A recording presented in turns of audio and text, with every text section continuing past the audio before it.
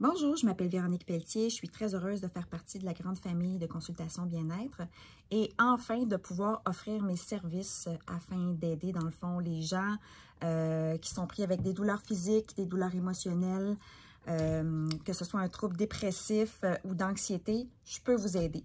Mon but, c'est de vous procurer bien-être et réconfort, de l'écoute active aussi, que ce soit par un soin énergétique à l'aide du Reiki, que ce soit de l'écoute active en tant qu'entraidante, que ce soit par l'art-thérapie, que ce soit par un bilan naturopathique. Dans le fond, j'utilise différentes approches que j'ai apprises au fil du temps, au fil de mes formations. Puis j'utilise également mon savoir expérientiel pour vous aider à vous déposer, vous recentrer, vous apaiser. Qu'est-ce qui est le savoir expérientiel? En fait, c'est ce qu'un père aidant, qui est un autre terme d'entraidant ou intervenant en santé mentale, va dans le fond utiliser pour pouvoir aider une autre personne. En fait, c'est utiliser des expériences qu'on a vécues au fil de sa propre vie. Ça peut être des épisodes dépressifs, ça peut être des épisodes d'anxiété, ça peut être des épisodes de toxicomanie. Dans mon cas, il n'y a pas de toxicomanie, il y a dépression, anxiété, troubles de santé mentale, de différents trucs que je peux utiliser dans ma boîte à outils pour pouvoir aider les gens.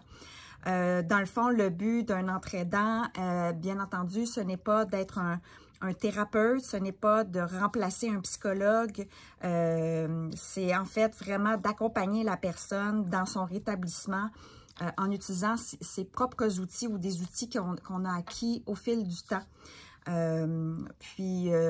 C'est également de pouvoir référer les gens vers les bonnes ressources. Ça peut être aussi également très utile quand on est en attente d'un autre professionnel. Je donne un exemple, on est en attente, on est sur une liste d'attente pour pouvoir avoir un rendez-vous avec un psychologue. Eh bien, un entraidant ou un parent aidant peut être une excellente ressource en attendant pour pouvoir se mettre en action. Donc, on peut référer des outils aux gens et leur apprendre à les utiliser.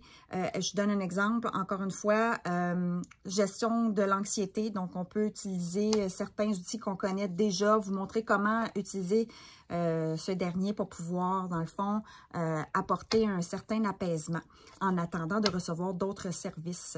Donc, ça fait également plus de 3 ans que je suis entraidante à la Société des alcools du Québec, où je travaille actuellement à temps plein. Donc, les services que j'offre sont dans le fond à temps partiel pour le moment. C'est ça, ça fait 3 ans que je donne de l'entraide à mes collègues. Je fais partie du comité santé mieux-être. Donc, je participe grandement aux rencontres pour pouvoir améliorer, dans le fond, tout ce qui est santé mentale au niveau de mon travail. Puis, je fais beaucoup d'écoute active avec mes collègues.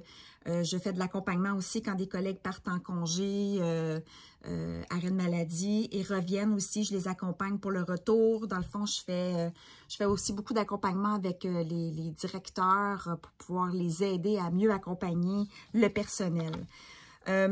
Ensuite, pour ce qui est du Reiki, c'est assez simple dans le fond, c'est vraiment un soin énergétique que je fais avec mes mains. Donc, moi, j'utilise l'énergie qui est autour de moi, que je vais venir canaliser et que je vais venir, dans le fond, redistribuer. J'utilise les énergies qui sont autour de moi, mais vos propres énergies également.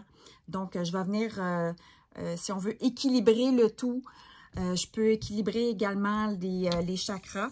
Il n'y a aucun toucher qui se fait, dans le fond, quand on fait du Reiki. Vous êtes installé sur une table de massage, sur le dos, très confortable, avec une couverture, musique d'ambiance. Puis moi, je fais seulement passer mes mains au-dessus.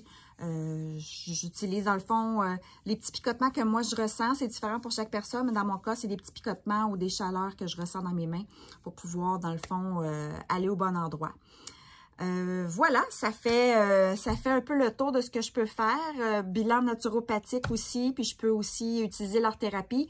Comme vous voyez derrière moi, là, je suis aussi artiste peintre à temps partiel. Donc, l'art-thérapie, c'est quelque chose qui est très important également aussi dans mon approche. Je vous remercie et au plaisir de vous rencontrer.